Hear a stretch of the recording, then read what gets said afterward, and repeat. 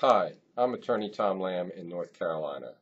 In this Asbestos News Minute, I want to tell you about an asbestos complaint that was filed in Madison County Circuit Court in Illinois on April 22.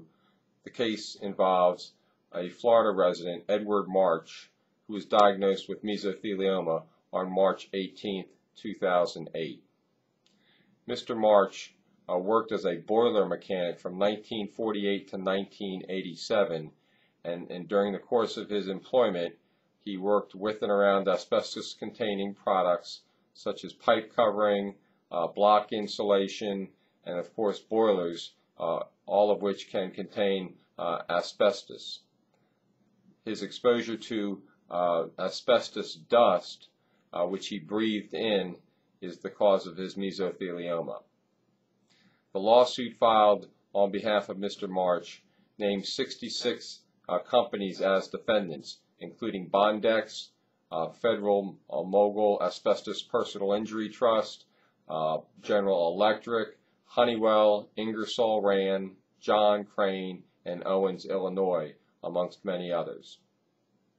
Mr. March, in his lawsuit, alleges that these companies continued to include asbestos fibers in their products when there were suitable substitute materials available instead of asbestos, which is a carcinogen that we know now, and the defendant companies knew back then when they were making the product.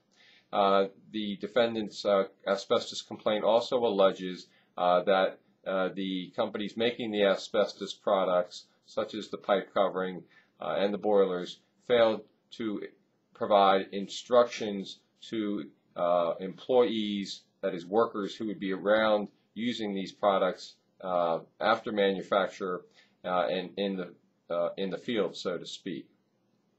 The exposure, the negligence on behalf of the companies that resulted in the asbestos exposure to Mr. March is the basis for his claims of negligence and wanton and willful disregard that form the basis both for his compensatory damage claim as well as for his punitive damages claims.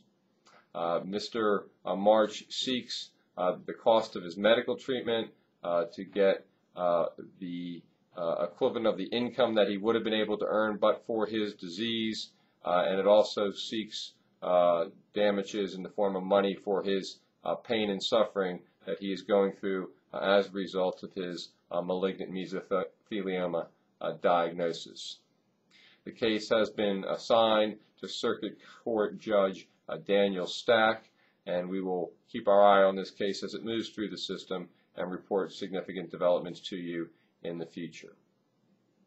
For more information, visit asbestoslegalwatch.com. Thank you and have a good day.